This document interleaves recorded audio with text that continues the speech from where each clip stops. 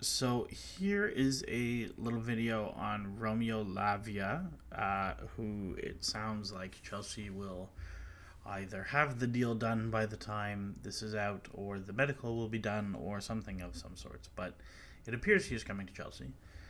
Um, Lavia is a pretty interesting player. He kind of fits the MO so far of this summer, which is that he's very young.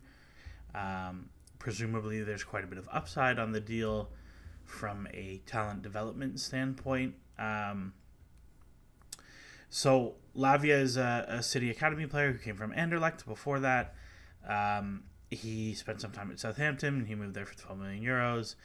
19 years old, decent profile physically.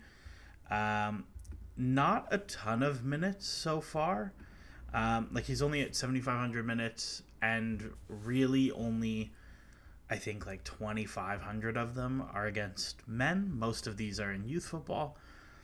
So this is a very inexperienced player. This is a little bit different than say Disasi or even Caicedo, who has almost 50 matches worth of minutes by now.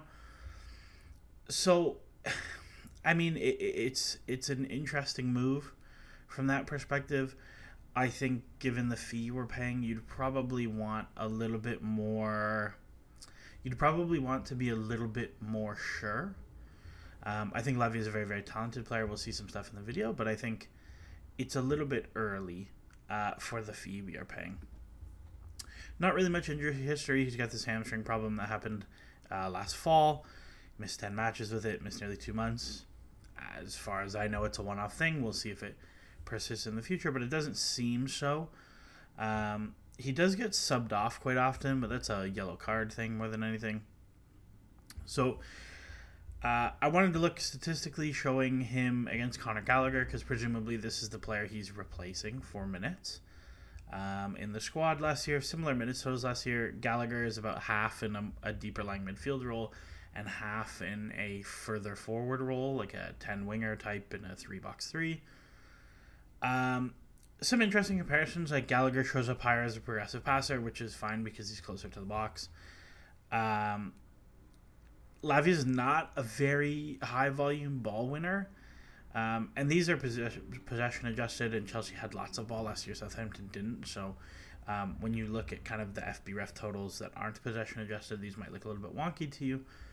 Lavia is not a big ball winner, but he's much more of a sitter than Gallagher is, who is a little bit more of a run around and tackle and press people thing, which is fine. This number is somewhat concerning. He's only able to tackle 40% of his dribblers, which as a defensive midfielder is quite important. We'll see what that looks like on the video.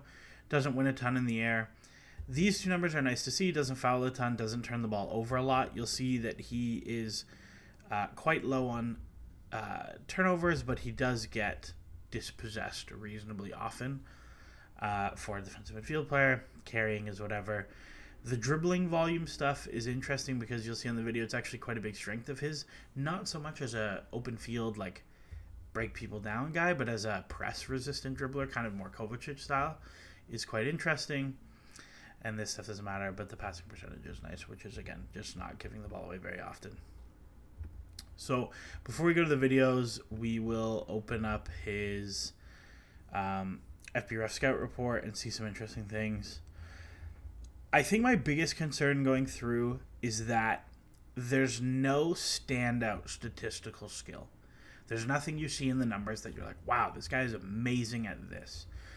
So, to me, the things that stand out, doesn't give the ball away a lot. High pass completion in short, medium, and long passes. Is that he's a conservative pass profile kind of guy? Or is that he is a good passer kind of way? And we'll see some stuff in the video. To me, it's a little bit more he's a conservative passer. He's not playing a ton of through balls or a ton of progressive passes to break down lines. He's more of a keep the ball ticking over passer. Whatever the shot, goal creating actions don't matter. He's going to be playing deeper. The ball winning stuff, like I said, this is high, but Southampton had none of the ball. And Southampton played a mostly very chaotic pressy style. So there was lots of chances to win the ball. That doesn't mean this is a bad thing. It's still, I'd rather him have the ball winning than not. But this is a very different kind of ball winning than the role he will be tasked with at Chelsea, which is much more sitting in front of the back four or back three and screening and winning things. We'll see in the video kind of what that looks like, because there's a couple things he does as a ball winner that I quite like. This is maybe the one that stands out in possession, is that he is very good at dribbling past people. Like I said, as a press resistance kind of guy. And one thing that I quite like is that he gets fouled a lot, which doesn't seem like a useful thing for a defensive midfielder, but you will see in the video, he is very, very good at, oh, this situation isn't going well, I need to win a free kick here, and he very, very often wins a free kick. So we will see some video on Mr. Lavia, and we can talk about what we think. So there's some decent defensive moments, right? He's quite good at cutting out crosses, kind of as the holding midfielder in that spot. He's not bad screening things. This is a really nice read, I think, right? So you have the diagonal dribble. He's getting drawn here, recognizes, nope, this lane's actually closed. I have to worry about Ferguson showing off the front. And you end up see, boom, great interception here that starts to transition the other way. Love that. Here's another one dealing with a cutback. One thing that is quite interesting is I think he's actually quite a bit better at stepping and jumping to people than he is at screening. So, like, you'll see a couple clips here where, like, very clear reference to jump, does a great job. Here's another one, very clear reference to jump, does a great job. And then another screening one. So, again, not a bad screener, good screener probably, but much better at stepping to jump in my opinion. One thing he's not good at is stopping dribblers. He gets very tight and wants to poke all the time. So like here he gets posted up by, I don't even know, Almiron or something like that. Gets rolled. Here he jumps into poke and it wins. It's a great poke. Here he jumps into poke and loses. And now they're in a scary transition. And here he jumps into poke and fouls.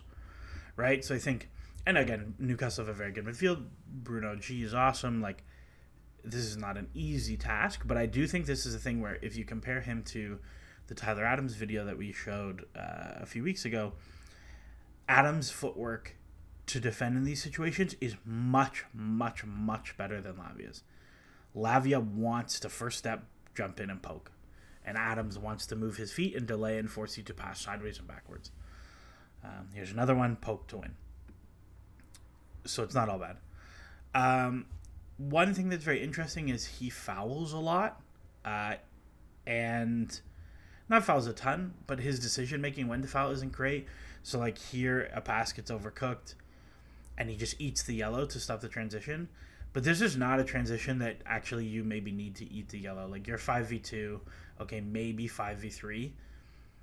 You have pressure, he's on the sideline. Like this is a good one to let just play out. Like I think you're okay. He eats the yellow. So that's the defending stuff, right? Good jumper, okay screener, likes to poke a little bit often. That's kind of my three big takeaways that I would be worried about. In possession as a dribbler, this is where I think he shines the most, like getting it off the back four, avoiding pressure, getting himself facing forward. He's not a crazy passer out of those situations, but he's very good at keeping things taking over. So like here's one, wins on the sideline, wins a free kick. Here's another one. Love the little disguise here, right? Like, look at the body shape. Everything is set up to, oh, I'm going to let this run across my body to play out to that side of the pitch. Willian totally turns his pressure to get the other way. Boom, chop back the other way, and we're gone. Great little pass into the next line. And then you see, again, he's a young player. You see these sometimes. Tries to disguise again. Player reads it. Boom, great transition the other way. But then you have same deal. Drop the shoulder into the next line. Overhits the pass, no problem. Drop the shoulder into the next line. Keep possession. Drop the shoulder into the next line. Get us out of pressure. Like this is, as a press resistant profile, I really, really like. And I think This was something we saw Gallagher struggle with in the first half against Liverpool, that Gallagher is a very good passer when he is facing forward, but he struggles to get himself facing forward. And Lavia, I think, is a worse passer than Gallagher, but is very good at getting himself facing forward. Right, like even this one is a really nice, like you have a lot of back pressure from Firmino here, drops shoulder, boom, next line, see you later. And then good pass. Here's another one, great little look forward. Another one, great little look forward. Again, he's like a good passer. He's not an amazing passer, he's a good passer. This one I really like, because the first one goes wrong, and then boom, zips into the next line, and forward again. You might have noticed that so far most of the clips are quite short. His range isn't amazing, right? He's much more of a 15-yard passer than he is a 30-yard passer. And that's fine. I think Chelsea have a lot of very rangy passers all along the back line. Reece James, Enzo, even Caicedo has quite nice diagonal passes on him. That's not really Lavia. There's a few. Here's one against Arsenal. He wins it in the box, and he's able to play Walcott in behind, right? That's a terrific pass. Here's another one that's a little small one. These little slips are the ones that I think you look at as him. This is kind of the one that I see as the most. He jumps to something, he dribbles out of pressure, and then he slips someone into the next line. That's the action I think that is the quintessential Romeo Lavia action. Here he wins, takes a little bit of space, plays someone into the next line. A nice little vertical slip. And then again, like I said, he can hit longer ones. It's not really his forte, but he'll hit them every once in a while. So all in all, I think Lavia is a very interesting player.